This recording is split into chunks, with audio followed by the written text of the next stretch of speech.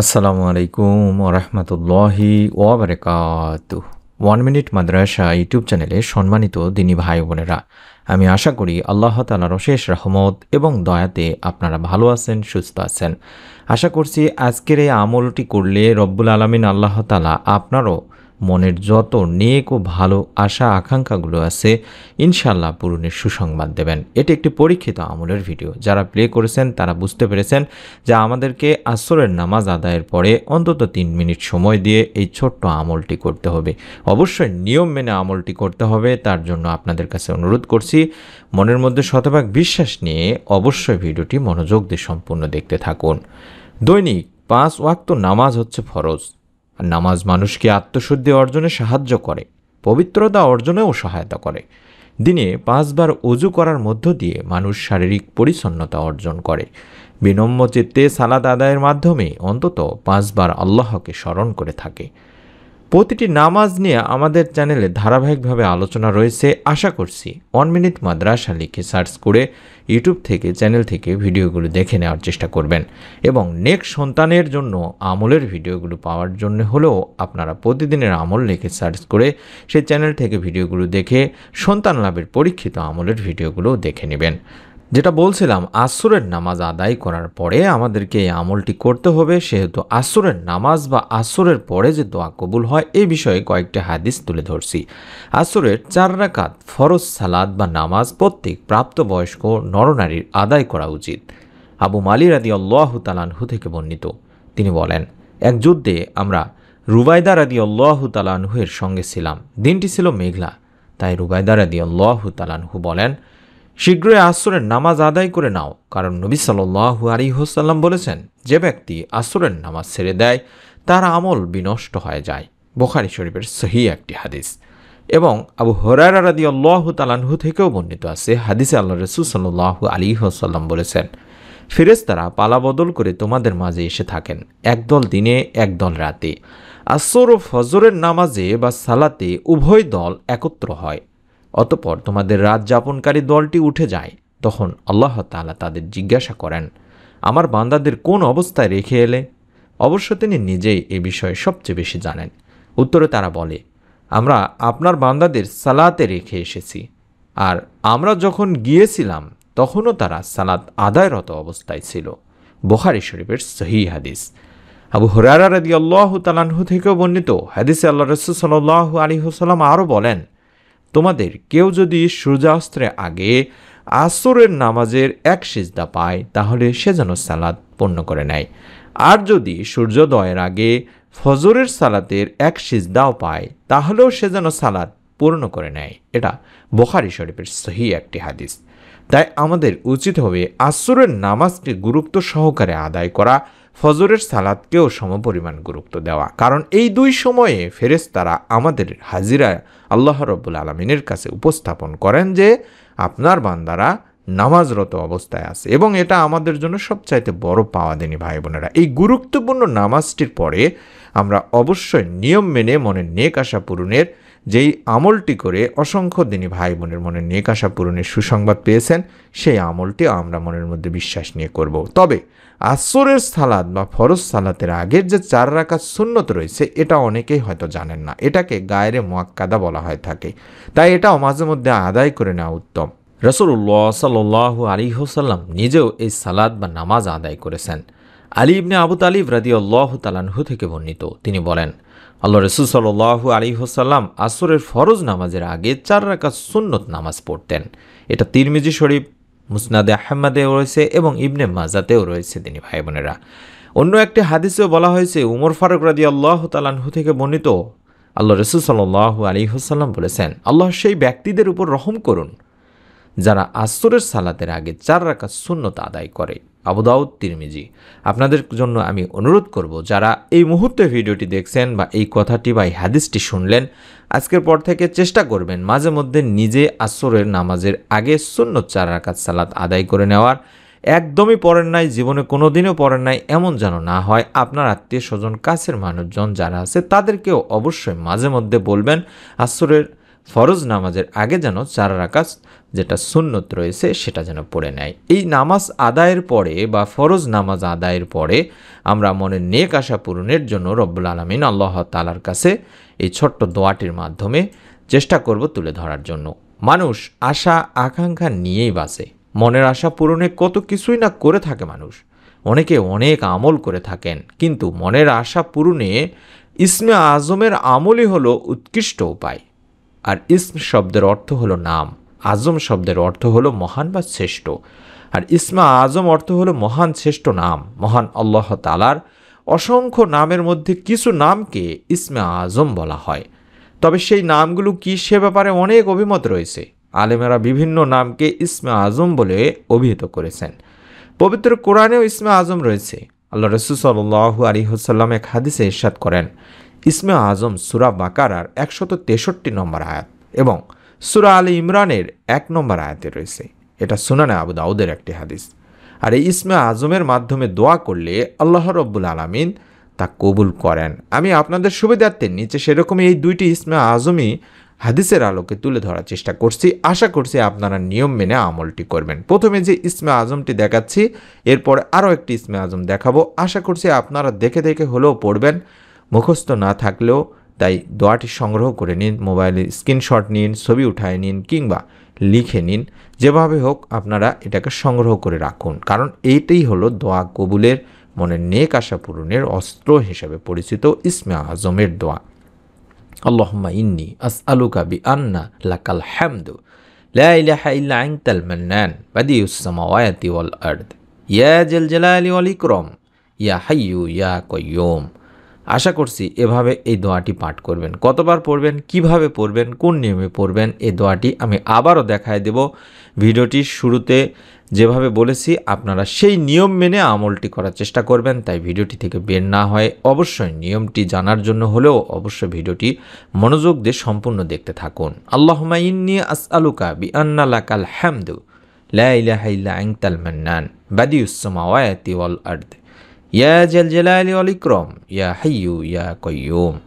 এই দোয়াটি আমরা যেটা বললাম আরবি, এই দোয়ার বাংলা অর্থ দাঁড়ায়, হে আল্লাহ, আমি তোমার কাছে প্রার্থনা করি, তুমি তো সকল প্রশংসার মালিক, তুমি ছাড়া কোনো ইলাহ নেই, তুমি দয়াশীল, তুমি আকাশসমূহ ও পৃথিবীর একমাত্র সৃষ্টিকর্তা, হে মহান সম্রাট ও সর্বোচ্চ মর্যাদার অধিকারী, হে চিরঞ্জীব, হে সর্বময় ক্ষমতার অধিকারী।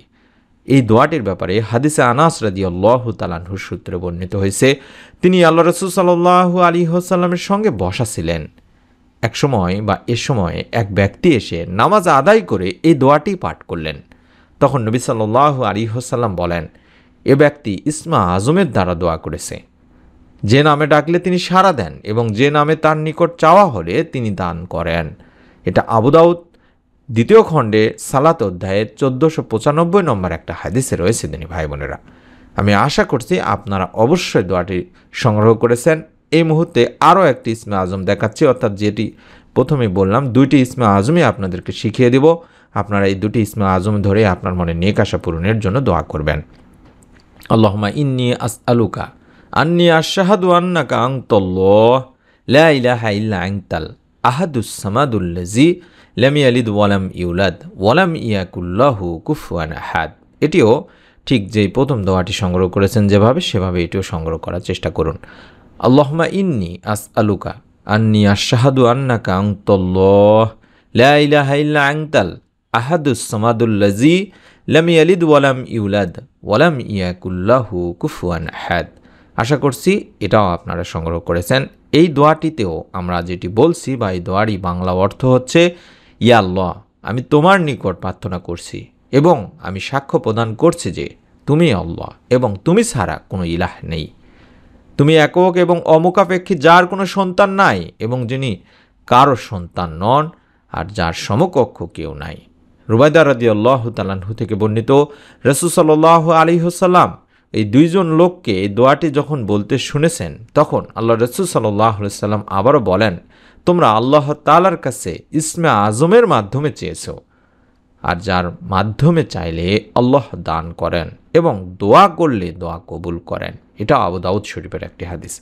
আশা করছি আপনারা দোয়াগুলো সংগ্রহ করেছেন এবং হাদিস অর্থ থেকেও বুঝতে পেরেছেন এই দোয়ার মাধ্যমে আল্লাহ তাআলার কাছে বান্দা যখন কোনো মনের নেক আশা পূরণের জন্য দোয়া করে আল্লাহ তাআলা তার দোয়া ফিরান না। তবে আপনার দোয়া আল্লাহ তাআলার কাছে যদি নাই পৌঁছায় তাহলে কবুল হওয়ার সম্ভাবনা নেই বললেই চলে।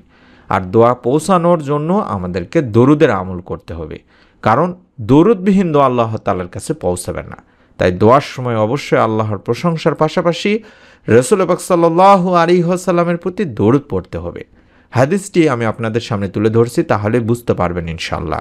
হযরত আনাস রাদিয়াল্লাহু তাআলা আনহু বর্ণনা করেন, রাসূলুল্লাহ সাল্লাল্লাহু আলাইহি ওয়াসাল্লাম বলেছেন, যতক্ষণ রাসূলুল্লাহ সাল্লাল্লাহু আলাইহি ওয়াসাল্লামের উপর দরুদ পড়া হবে না ততক্ষণ তা বাধাগ্রস্ত অবস্থায় থাকবে, অর্থাৎ এ দোয়া আল্লাহ তাআলার কাছে পৌঁছবে না এবং এ দোয়া কবুলও করা হবে না।